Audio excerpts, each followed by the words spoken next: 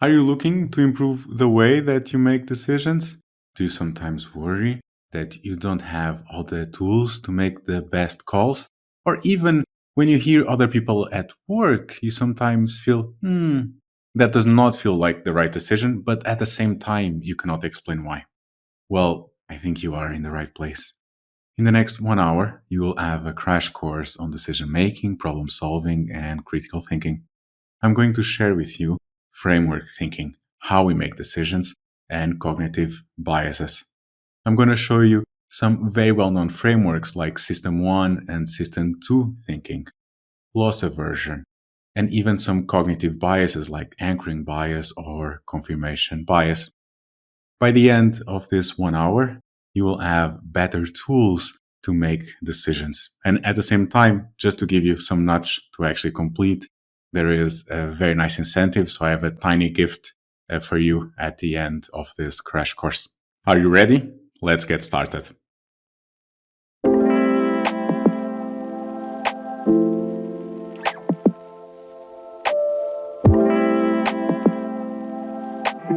Hey, time to go through the game plan for this section on how we make decisions. Have you ever stopped to think about why we make the decisions that we make? Or why do we tend to avoid certain risks while jumping at others? Well, buckle up, because today we're starting our journey into the world of decision making and problem solving. We'll explore concepts like narrow framing, loss aversion, uncertainty aversion, utility, and then finally left and right brain. And just to give you a few examples, by the end of this section, you'll be able to show your colleagues your newfound knowledge on why our brains work the way that they do when it comes to making decisions. Let's get started, shall we? But before we do, I have a question. Have you ever found yourself paralyzed by indecision because there were just too many options to choose from? Well, don't worry. You're not alone, and we are about to find out why. Until the next video, have fun.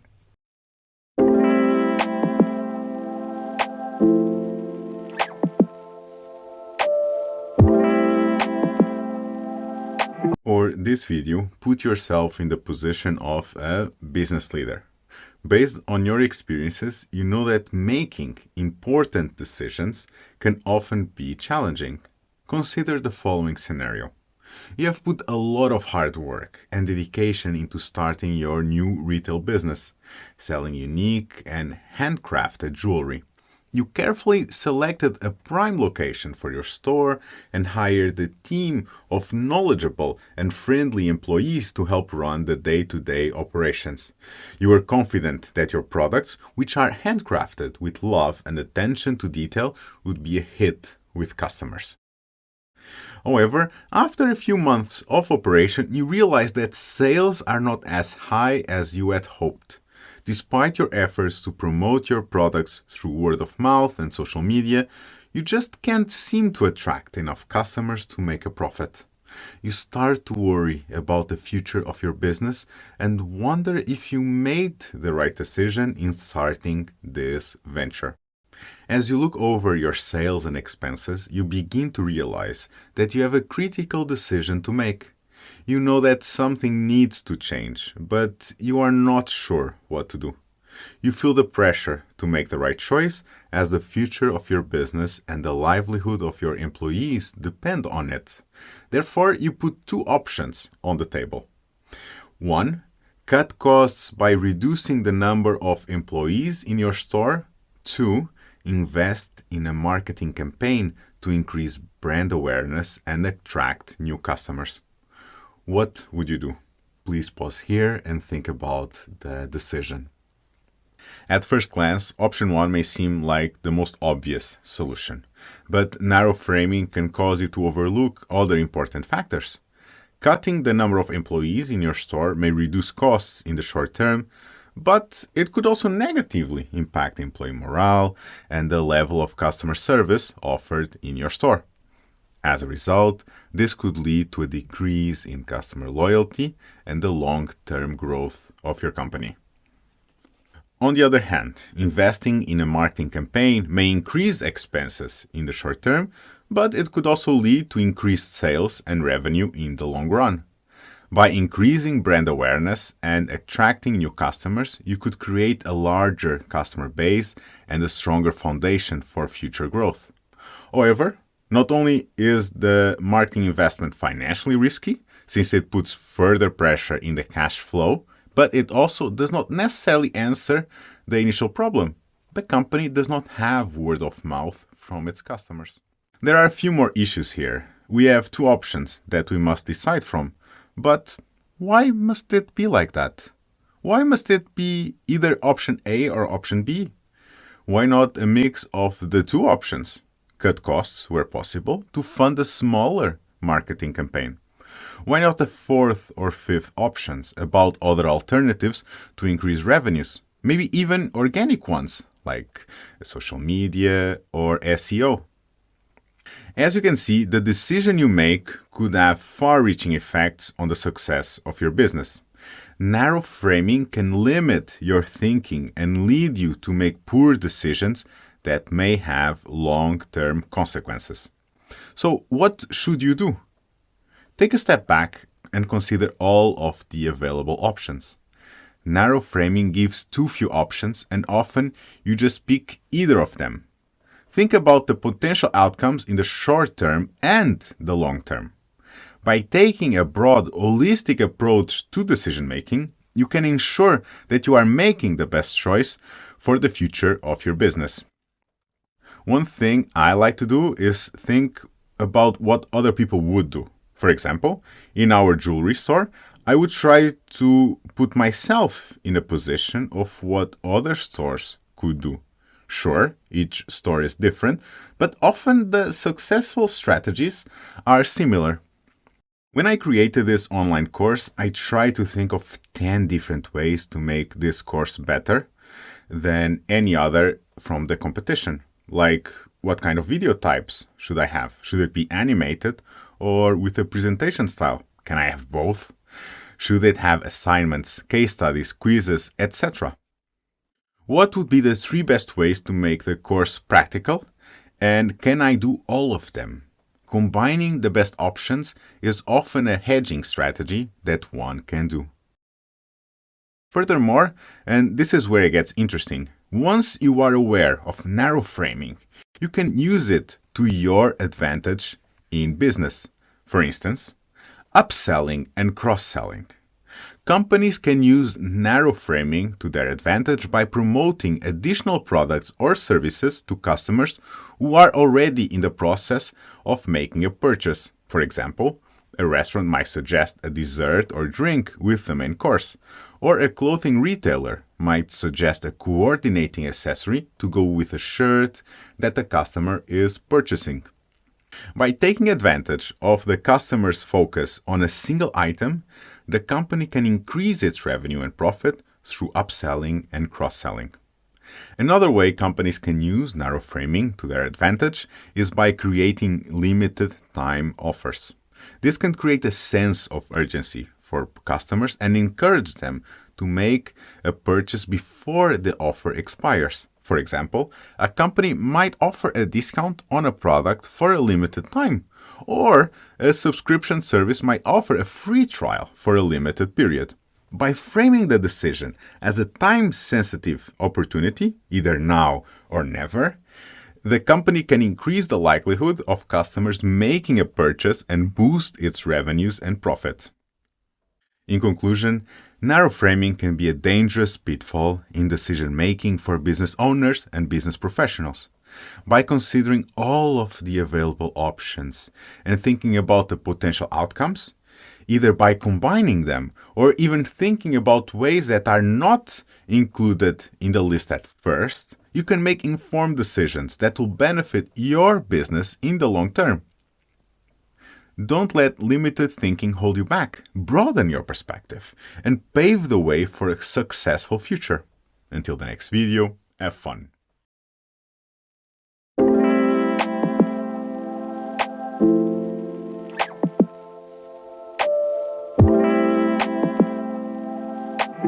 Hey everyone, Today, I want to talk about loss aversion, a fascinating topic that highlights the way we humans perceive and respond to losses versus gains. Loss aversion is the psychological phenomenon that describes our strong tendency to avoid losses and the negative feelings associated with them. This can lead to irrational decision-making and reluctance to change, even when faced with potential opportunity for improvement. Now, there are some super cool famous experiments on loss aversion that I want to share with you. Let me start with the endowment effect. This experiment was conducted by psychologists Daniel Kahneman, Jack Knetsch, and Richard Thaler. Participants were randomly assigned to two groups. One group was given a coffee mug, and the other group was not. Both groups were then asked to state their willingness to buy or sell the mug for different prices. The results showed that the group that was given the mug valued it more highly than the group that didn't have it. On average, the participants in the endowed group demanded more money to sell the mug, an average of $7.12. Then they were willing to pay for it, an average of $2.87. This experiment highlights the fact that ownership changes our perception of value and can lead to a reluctance to part with what we have. The second cool experiment is called the loss framing effect experiment and has been repeated in various forms, but the basic setup remains the same. Participants are presented with a hypothetical scenario, such as a medical procedure, and are asked to make a decision. For instance, 1,000 people are about to undergo a medical procedure. And the twist is that this scenario is presented in two different frames or ways. For example, in one frame, the procedure is described as a potential gain. If they do it, 200 people will be saved. And while the other, it is described as a potential loss. 800 people will die. The results consistently show that people are more likely to choose the gain frame option, demonstrating how the way information is framed can influence our decisions. From a business perspective, loss aversion can impact decision-making in the following ways. For instance, customer retention. By making it easy for customers to do business with your company, you can reduce the likelihood that they will switch to a competitor. For example, software companies are very fond of this when they introduce a free tier. This could involve providing excellent customer service, offering competitive pricing, or simplifying the buying process. By investing in customer retention, companies can build loyalty and reduce the fear of loss associated with losing customers. A second example is change management. Introducing change can be challenging, as employees and customers alike may be resistant to it. By framing change as a potential gain, companies can help employees and customers to see the benefits of the change and overcome their loss aversion. For example, a company might highlight how a new process will improve efficiency and save time, rather than focusing on the loss of the old process. By presenting change in a positive light, companies can encourage employees and customers to embrace it and move forward. In conclusion, loss aversion is a powerful force that influences our decision-making and behavior. By understanding this phenomenon, we can make better decisions and avoid being held back by the fear of loss. Until the next video, have fun!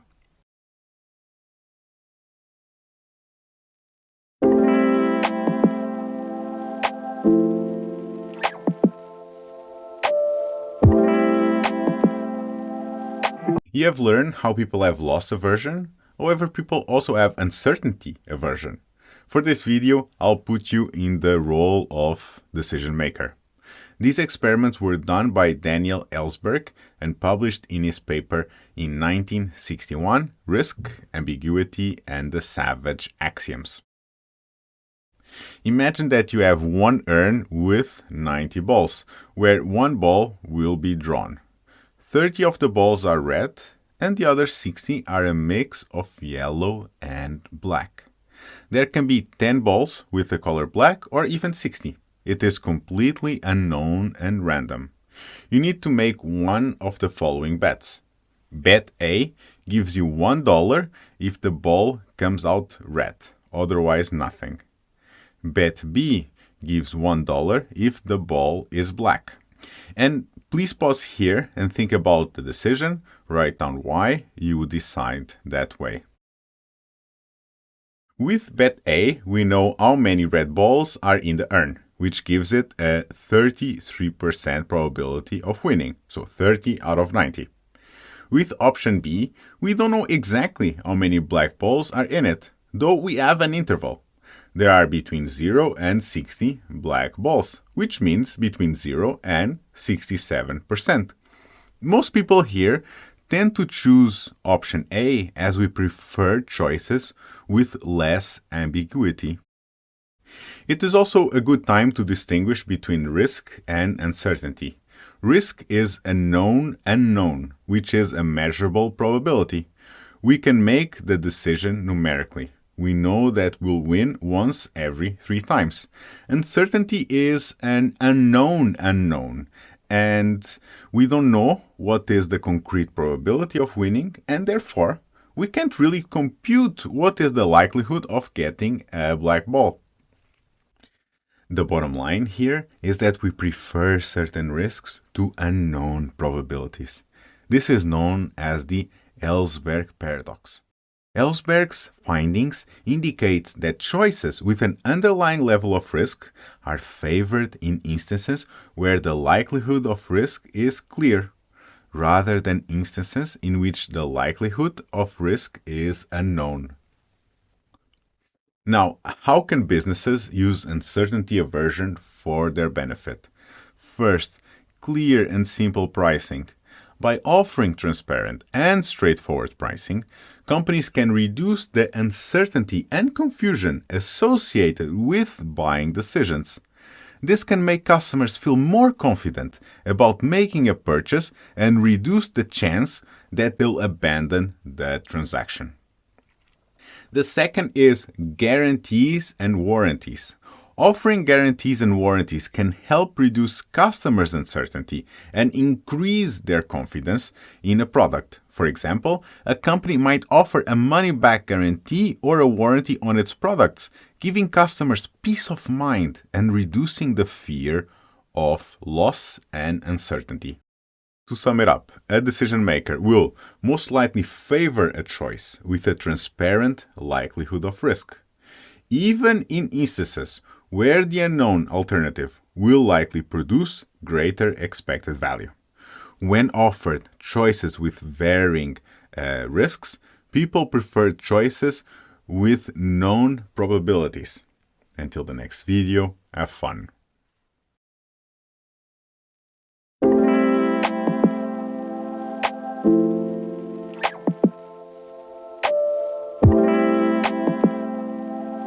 Have you ever stopped to think about how your brain processes information and makes decisions?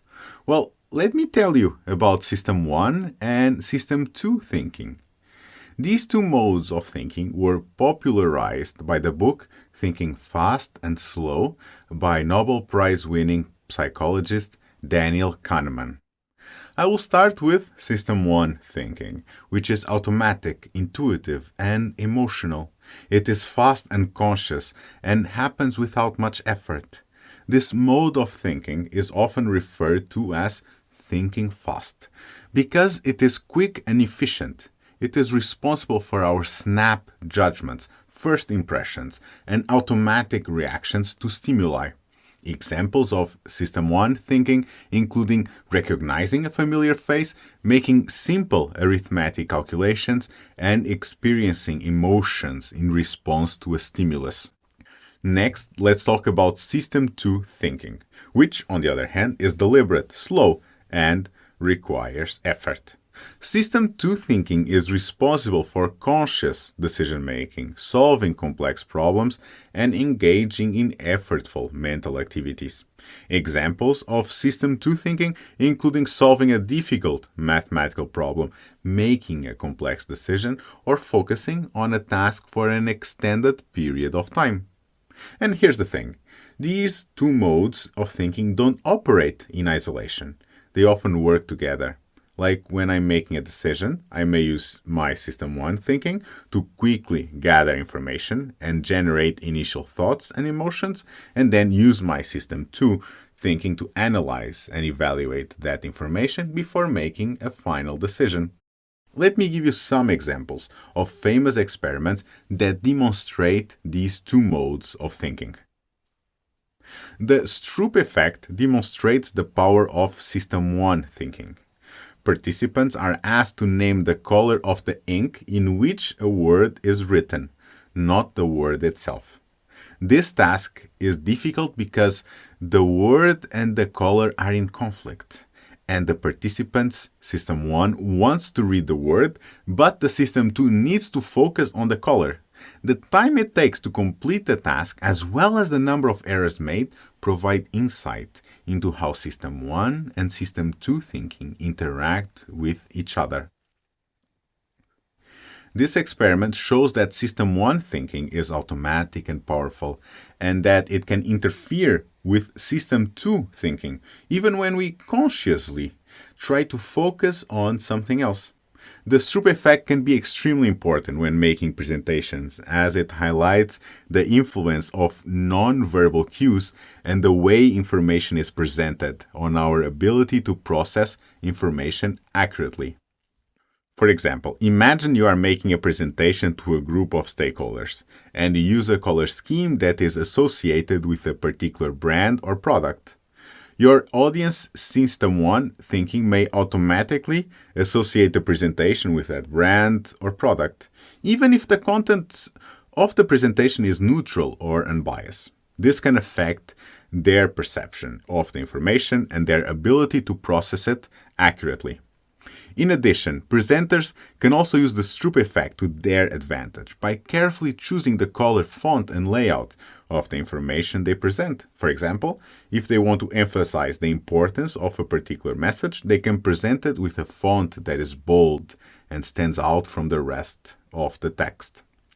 Another interesting research refers to the dual task paradigm, which is a series of experiments that demonstrate how System 1 and System 2 thinking interact with each other. Participants are asked to perform two tasks at the same time, such as counting backwards while solving a math problem. The results of these experiments provide insight into how System 1 and System 2 thinking compete for attention and resources, and how this competition affects our performance on different tasks. This experiment shows that our attention and cognitive resources are limited, and that our distractions and competing demands can disrupt effortful System 2 thinking. The dual task paradigm has important implications for productivity and task planning. For example, imagine you are trying to complete a complex project, and you also want to respond to emails, attend meetings, and participate in conference calls. System 1 thinking may lead you to believe that you can multitask and handle all of these tasks at the same time, but the dual task paradigm shows you that this is not the case. In order to maximize productivity and avoid cognitive overload, it's important to be aware of the dual task paradigm and to plan your tasks accordingly. This may involve prioritizing tasks, focusing on one task at a time, and breaking down complex projects into smaller, more manageable tasks. Now let's shift gears. Companies can take advantage of customers' System 1 thinking in order to increase their revenue and profits by appealing to customers' attentions, emotions, instincts, and automatic responses. For example, companies can use marketing techniques that create a strong emotional connection with their target audience, such as using persuasive language, creating appealing images and videos, and using music that evokes a positive emotional response. This can influence customers' automatic responses and cause them to feel more positively about the company and its products. Additionally, companies can also use the power of suggestion by placing popular or highly rated products at eye level in stores, or making them more visible on their website. This can influence customer system 1 and cause them to make decisions based on the information that is most easily accessible to them. So there you have it, System 1 and System 2 thinking in a nutshell. The next time you find yourself making a quick decision or reacting without thinking, just remember that you're using System 1 thinking. And the next time you're facing a complex problem or task, give yourself time to engage your System 2 thinking and make a well thought out decision. Until the next video, have fun.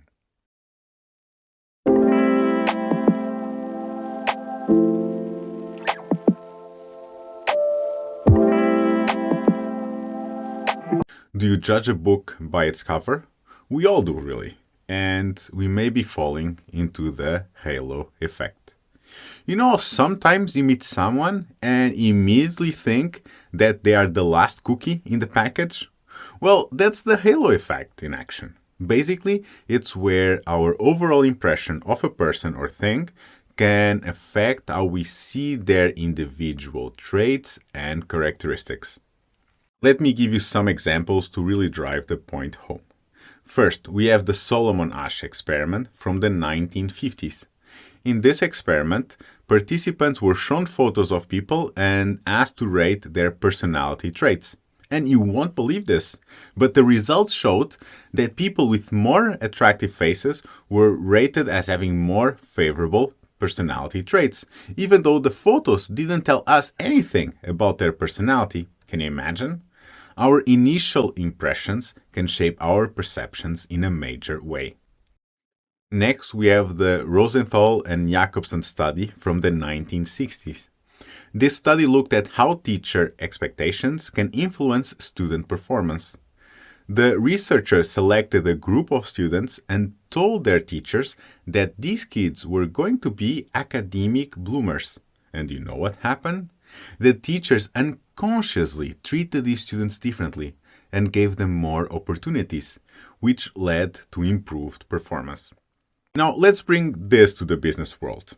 Have you ever gone on a job interview and felt like the interviewer liked you or didn't like you at all based on something as silly as your outfit?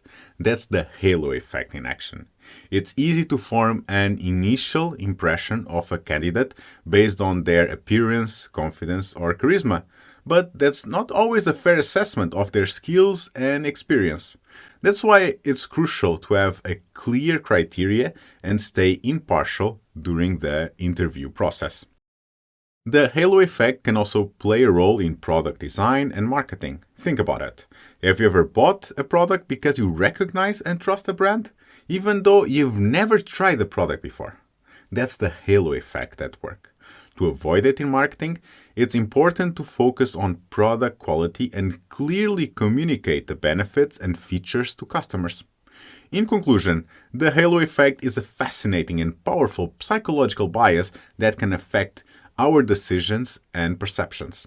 So next time you're about to make a judgment, take a step back and ask yourself if you're letting the halo effect cloud your judgment. And remember, appearances can be deceiving. Stay witty, stay wise, and always keep an open mind. Until the next video, have fun.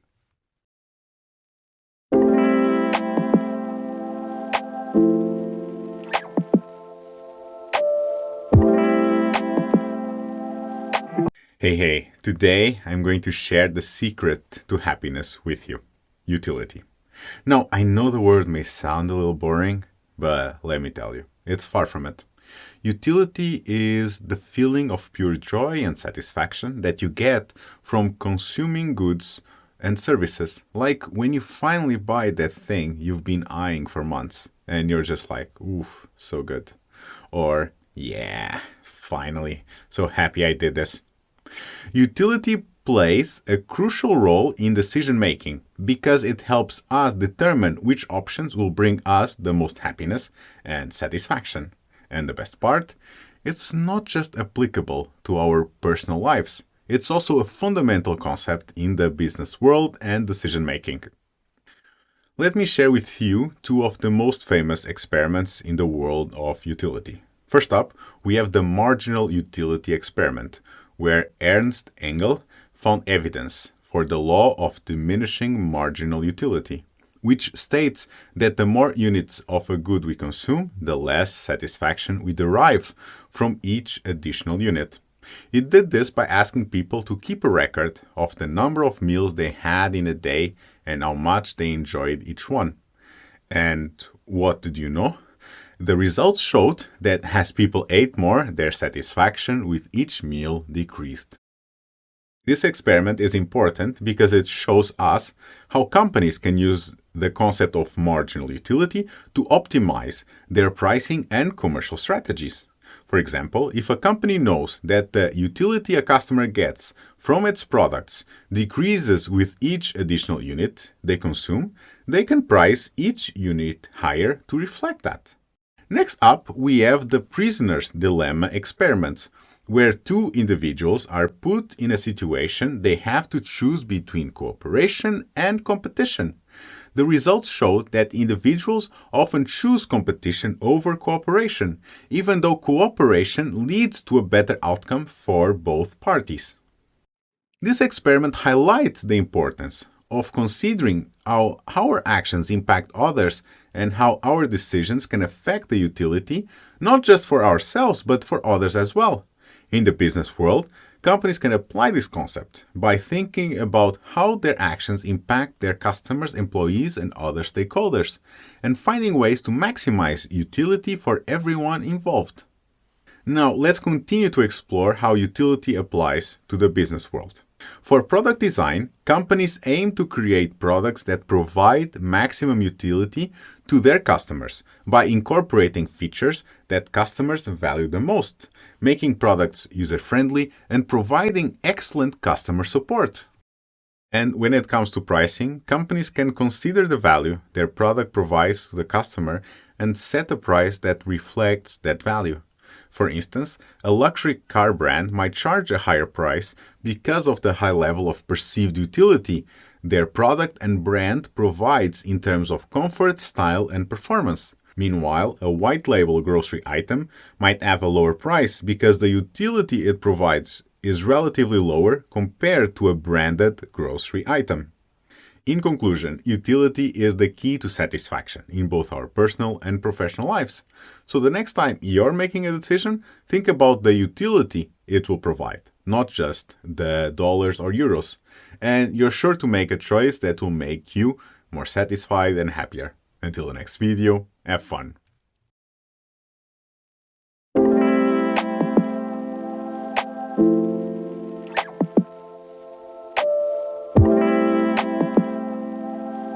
Hey there, super excited to dive into the fascinating world of cognitive biases with you today.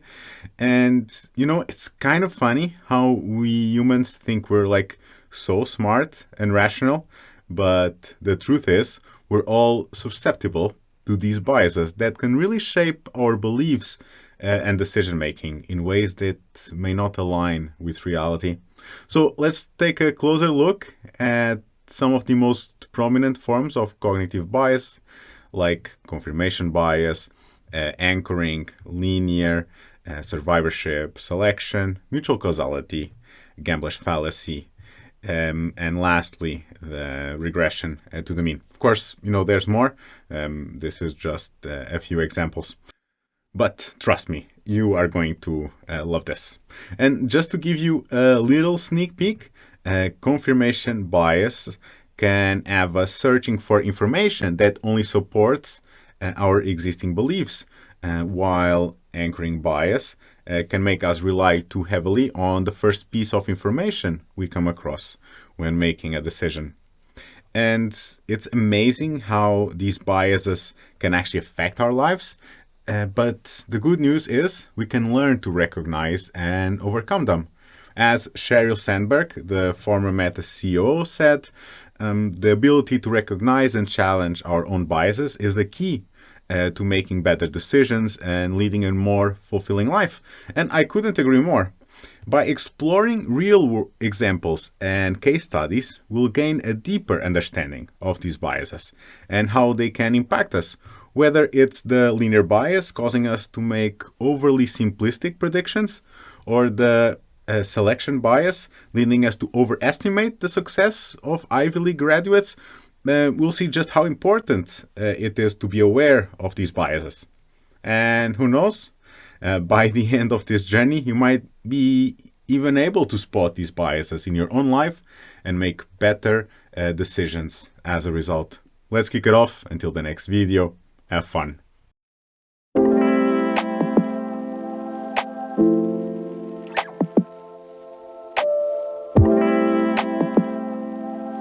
Confirmation bias is probably the most common bias out there. I use it all the time. My girlfriend also uses it, which drives me crazy, and most likely you do too. To illustrate it, let me read the following news article from the New York Times from March 2022. The following is the headline, subheadline, and the first paragraph.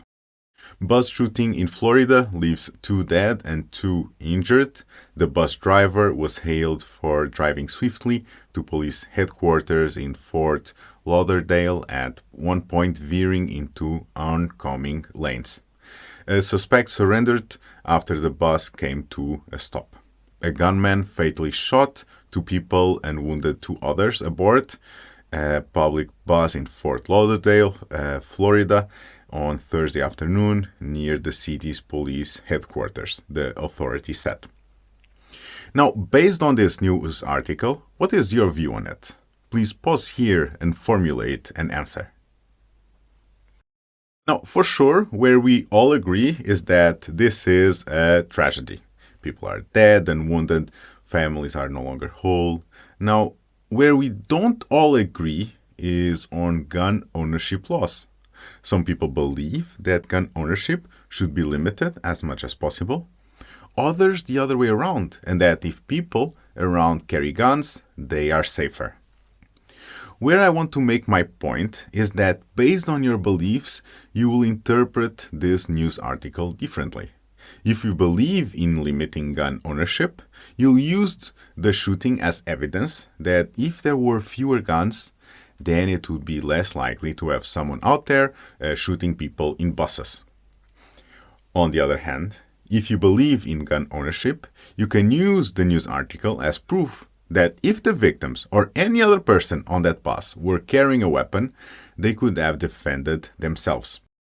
So there you have it. Confirmation bias is that sneaky little thing that makes us see things in a way that supports our already existing beliefs and opinions.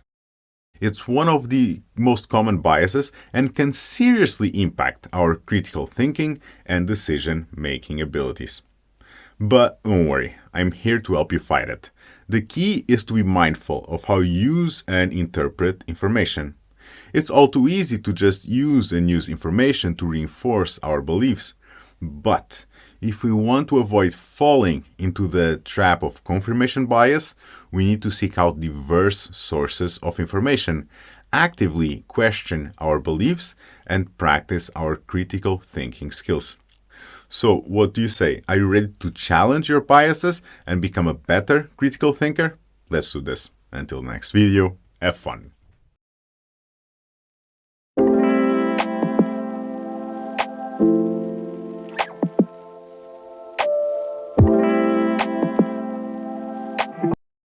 Hey everyone, let's talk about anchoring bias. The first case study is about how it affects real estate prices, and it is called the anchoring bias in real estate, a case study. Have you ever found yourself using the first piece of information you receive as a reference point when making decisions? Well, that's exactly what anchoring bias is all about.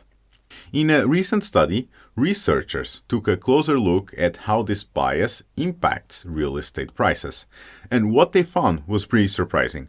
It turns out that when people are giving a starting price for a property, they tend to anchor their evaluations to that price. even if it's not based on any relevant information. For example, let's say a property was initially listed at 500K. Chances are a potential buyer might anchor their evaluation to that price and be willing to pay more than they would if the property was initially listed at 550K. That's right. Anchoring bias can lead to a difference of thousands of dollars in the price that people are willing to pay for a property. The study concluded that anchoring bias is a significant factor affecting real estate prices and should be taken into consideration when making real estate decisions. So it's important to be aware of this bias and take next steps to counteract its effects. Now let's talk about another case study. This one is about the anchoring of first impressions in online dating. Yes, Tinder. In this study, researchers looked at how anchoring bias affects behavior in the online dating world.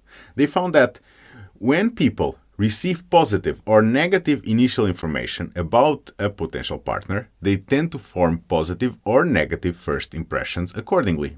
The authors of the study concluded that individuals who are looking for partners online should be aware of the impact of anchoring bias and take steps to counteract its effects. For example, they might try to seek out multiple opinions or ratings of potential partners or adjust their thinking by actively searching for information that contradicts the initial anchor they received. By doing so, they can reduce the impact of anchoring bias and form more accurate first impressions. So there you have it. Two interesting case studies show how anchoring bias can impact our lives. Whether it's in real estate, business, or online dating, it's important to be aware of this bias and take steps to avoid its effects so we can make better and more informed decisions. Until the next video, have fun.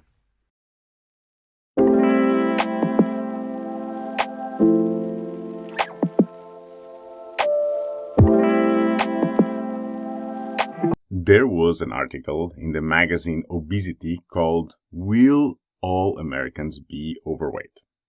Now, all is a strong word. Whenever I hear the word all or always, my brain immediately gets into alert mode.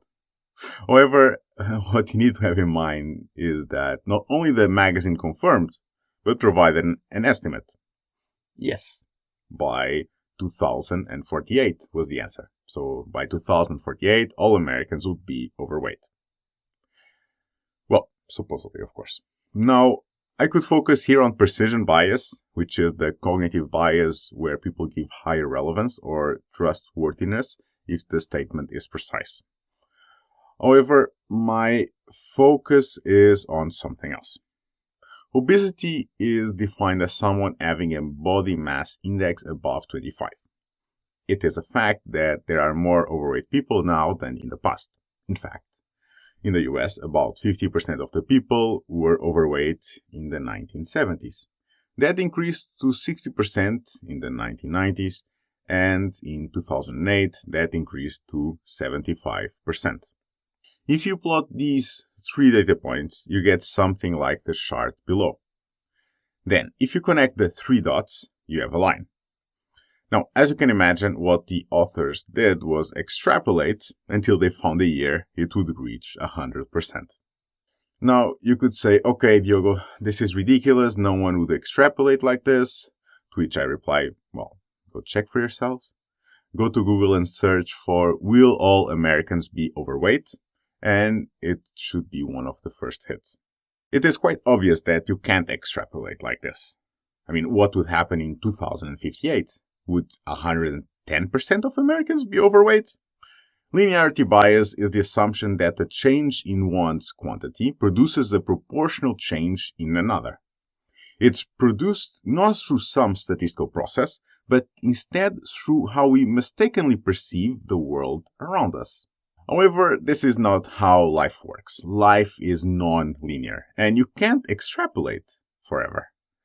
A better curve would be something similar, like the graph here below, where the curve would plateau close to 100%. Another thing that I would like to highlight, there is one very important principle when making conclusions using data. The validity is only for similar data. If you use data and apply your conclusions to a different population, you must take a lot of precautions. In this case, please don't extrapolate 40 years in the future, like the authors. As a final note, the authors enjoyed so much extrapolating that they fell into an even more funny mistake. Their study was also done for gender. According to the study, all women would be overweight by 2044, and all men by 2054. Now, if all people were supposed to be overweight by 2048, how come men will only be overweight in 2054? What happens to the men that are not overweight in 2048? Do they immigrate and come back 6 years later? Anyway, please always have in mind that linearity is something to watch out for. With short increments, you can simplify and use the linear assumption. But with longer increments, you'll maybe fall into the trap of the authors of this study. Until the next video, have fun.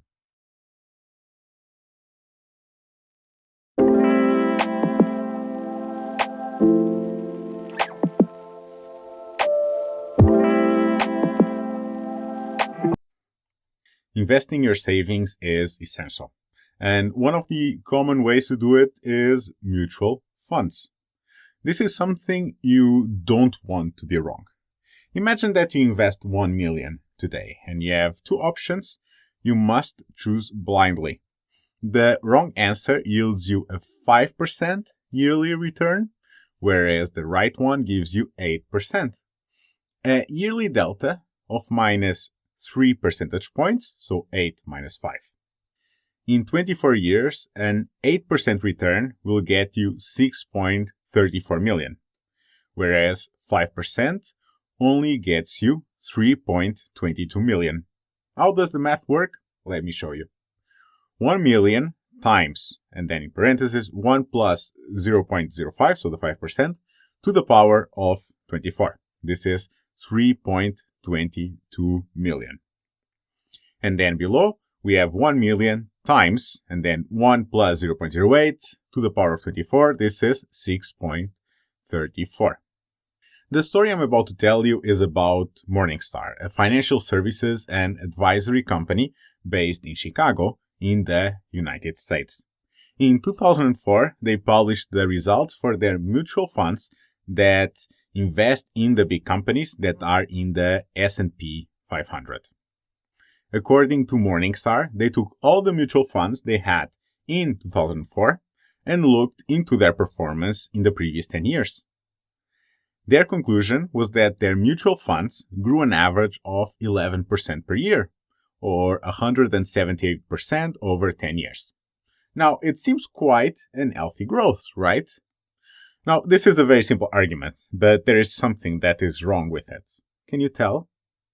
Please pause here and think about the problem. The issue here is potentially missing data. They looked into their mutual funds that existed in 2004 and assessed their performance. However, what about the mutual funds that no longer existed? Mutual funds don't live forever. If they don't perform, they are deactivated. What they should have done was to look at all the mutual funds they had in 1995 and looked into their performance 10 years later. This is called survival bias. It happens when there is data that you don't account for. In our case, Morningstar's funds that were not performing so well that they were discontinued throughout the years.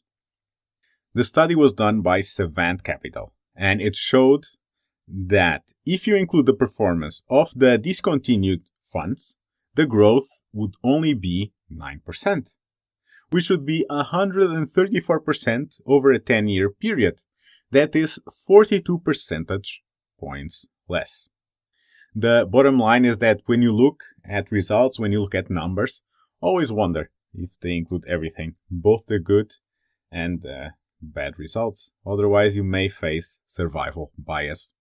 Until the next video, have fun.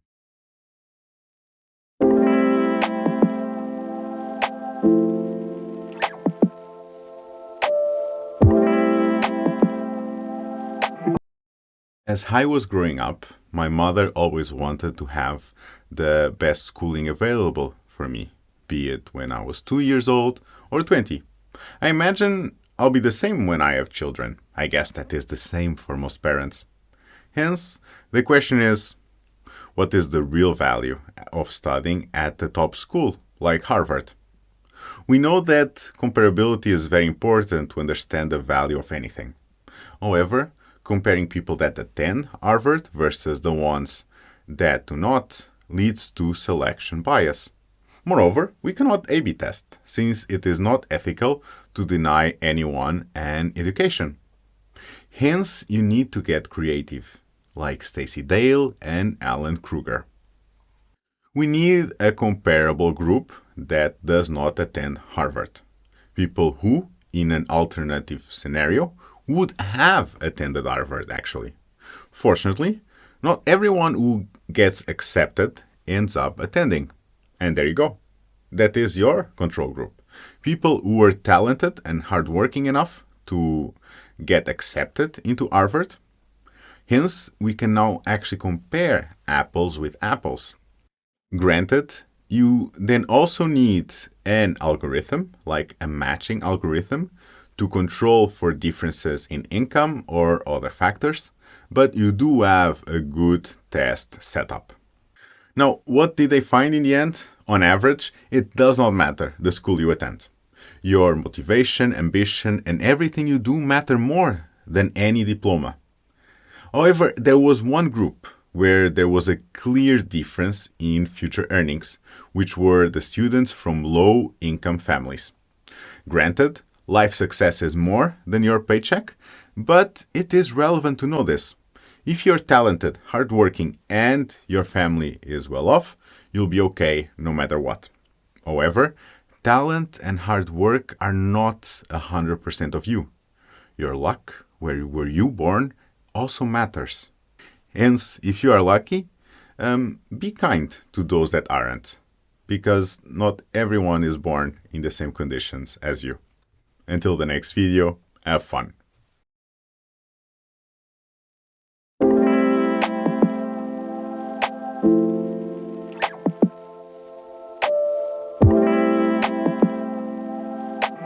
What would you say if you had to imagine a place in the world where technological advancement and innovation is really high, where great technologies are born and developed? Maybe you would say the United States, California, Silicon Valley. If you're thinking about Europe, perhaps you'd say Berlin or London. Of course, you could also say Israel or China. The bottom line is that you could have some place in mind. When it comes to startups around the world, there are often hotspots where tech companies build their headquarters because that is where the talent is, or would be willing to go. As a result, the hypothesis could be that bringing tech companies closer together geographically leads to technological advancement. Is this a reasonable hypothesis, I ask? Or would you say it is biased? Please pause here and think about the problem. Let's think about it. We are assuming that geographical proximity leads to technological innovation. At the same time, companies observe this and conclude, well, being in Silicon Valley is doing wonders for them. Maybe we should move there too. So we would have more companies coming to Silicon Valley, potentially leading to more tech innovation.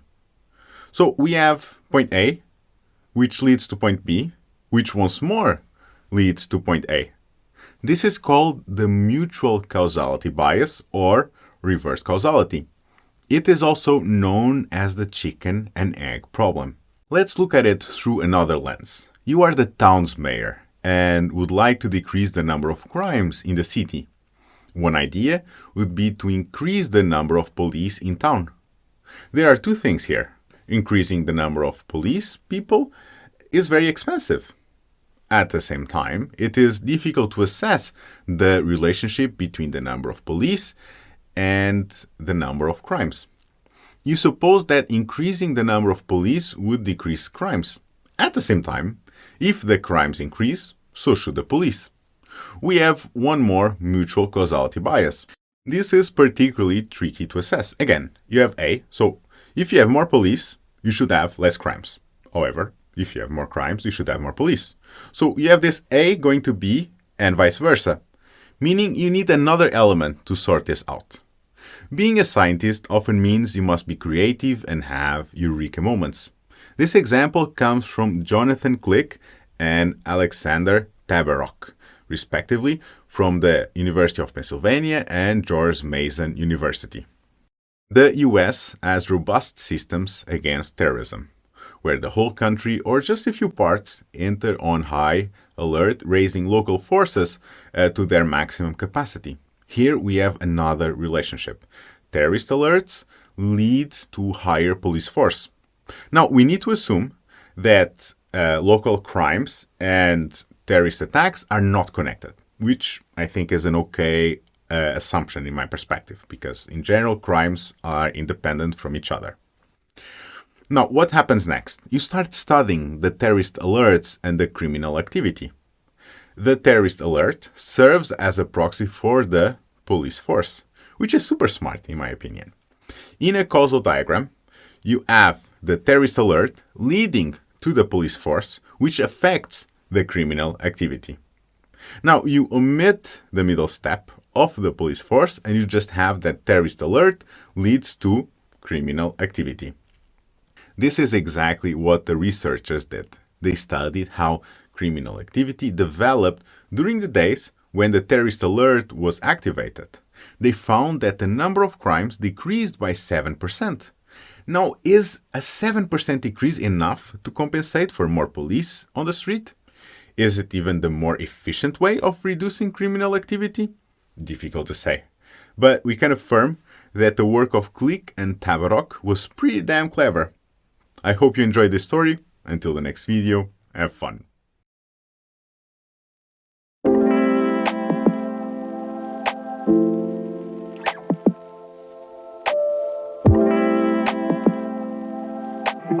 The 1930s decade was brutal all around the world.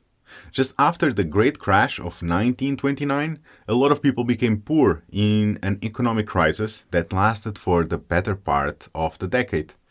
People start questioning the effectiveness of the capitalistic system. Did it still make sense? The story I will tell you is about Horace Seacrest, who was a professor of statistics and a director of the Bureau for Business Research. During the 1920s, he collected data on all businesses, from supermarkets to transport to about anything you could think of. What did he collect exactly? Well, revenue, expenses, wages, rent, and all the data he could get. By 1933, Seacrest was ready to show what he had found. He released a book called The Triumph of Mediocrity in Business. Let's dig deeper.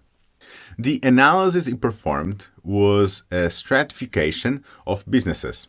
Let's take supermarkets, for example. He created 6 segments that ranked the winners in terms of revenue to expense ratios that the companies had in 1916. That is, he split the supermarkets into sextiles. The more revenue and fewer expenses a supermarket had, the better ranked it was. Then, he would perform the same stratification every year and see the trends. Now, Seacrest expected that the top companies would continuously improve over time by improving their craft and processes. What he found was the exact opposite. Almost none of the supermarkets that ranked in the top segment in 1916 were still top performers by 1922, meaning that they dropped from the top sextile, though they would still be above average. The same thing happened to the bottom sextile. The stores that were there in 1916 were not the same as the ones in 1922. They would still be below average, but would no longer be the bottom performers.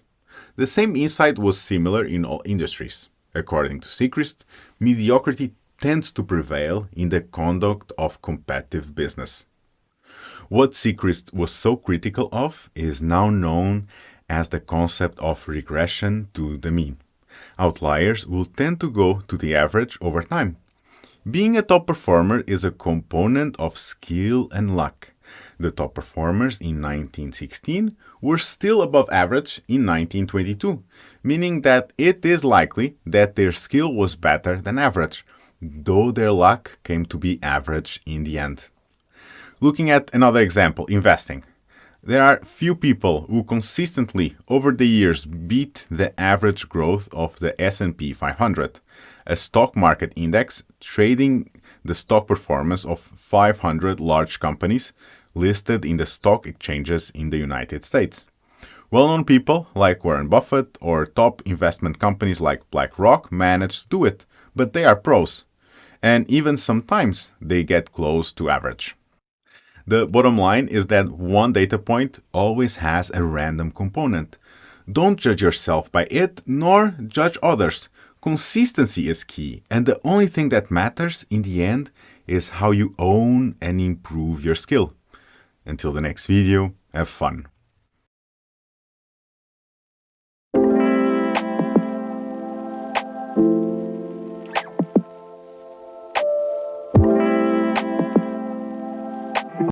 Can you believe that we are done?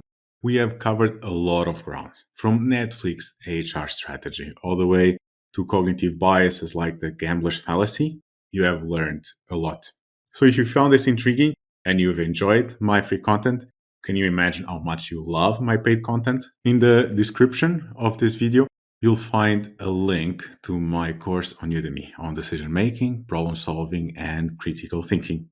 So make sure to check it out. It's a special promo code and it will be live for the next few days. And before you go, I have one request for you. If you add any aha moments, if there was anything that struck a chord and made you think, this is actually important, would you share it with me? If you have any stories on decision making that you think are thought provoking or interesting, please do share. I love to hear other people's stories.